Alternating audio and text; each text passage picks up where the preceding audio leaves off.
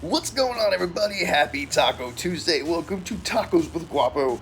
Today, I'm making this very creative taco. I'm embracing my inner Italianness, and I'm making an Italian-inspired taco.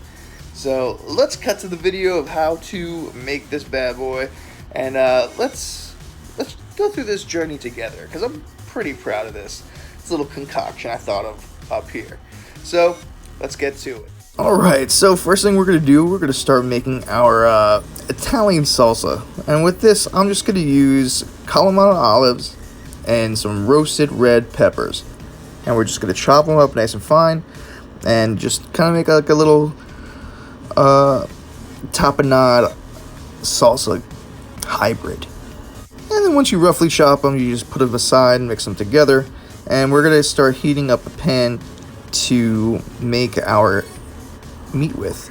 So when I decided to make this, I was like, what's the best meat that I could use? As I was thinking maybe steak or pepperoni, and then I was like, you know what, why not bacon? And I was like, well, bacon's not really Italian, but pancetta is.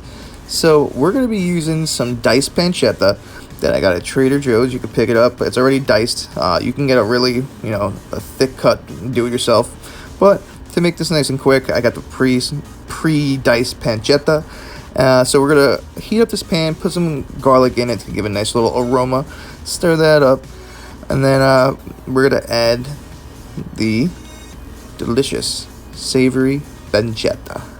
And of course, just as well, I added some Italian seasoning mix just to give it that extra Italian flavor, So now that I got this going, I'm going to put this on a lower heat and let this simmer for about 15-20 minutes until it really crisps up. And now I'm going to be making the shells. So for the shells, I'm actually going to be using Parmesan cheese to make a shell out of. So I'm going to use shredded cheese because I feel like the grated cheese really doesn't melt as consistently as I'd like. So I'm going to put about half a cup of shredded cheese in this bowl. And then we're going to add some olive oil and some spices to it. We coat that nice together, and we're gonna just commingle it and put it in a tray. Alrighty guys, so you want to get a pan or sheet and then you're going to line it with parchment paper, not wax paper. Make sure you don't do it with wax paper. And then you're just going to make 2 or 3 piles to make your shells. I'm using about 3 tablespoons of each, just to really make a decently sized shell. And then we are going to just, circle this out in like a tortilla kind of shape, or, aka a circle. And we're going to pop this in the oven.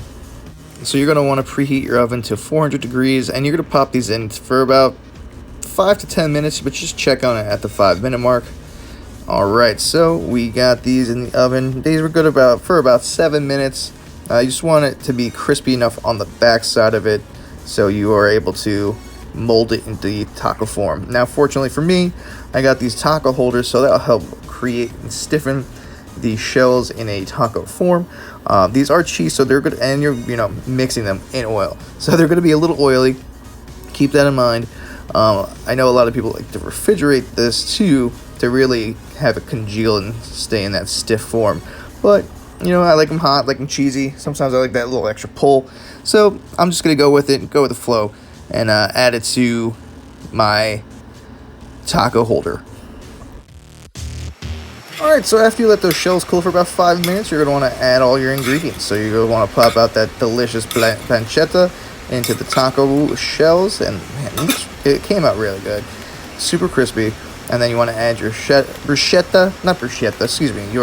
Kalamata olive and roasted red pepper salsa. It's going to give it a nice little contrasting flavor. Now, this is the cheesy Italian taco, so we can't just use more than one cheese. We can use more than one cheese. That's what we're doing. We're using mascarpone, which gives it a nice little buttery, smoother taste to it, I think. And then we're going to just top this off with some truffle oil. You can use olive oil, but, we're going to be fancy about it because I'm a bougie bitch. And just give it a little bit, because it's going to be oily from the shell, but you want that truffle flavor to it as well. But like I said, olive oil works too. And then we're just going to top this off with some basil, and that's going to give it a nice, refreshing taste to it and really adds a new dynamic to the dish, but pulls it together. Alright, thanks voiceover Guapo. I will take it from here. Let's check this out, see how it came out. Alright. Good to go right in for it. Make sure the basil leaf is nice and secured. That's the key sometimes. Good basil leaf goes a long way. Alright, here we go, guys.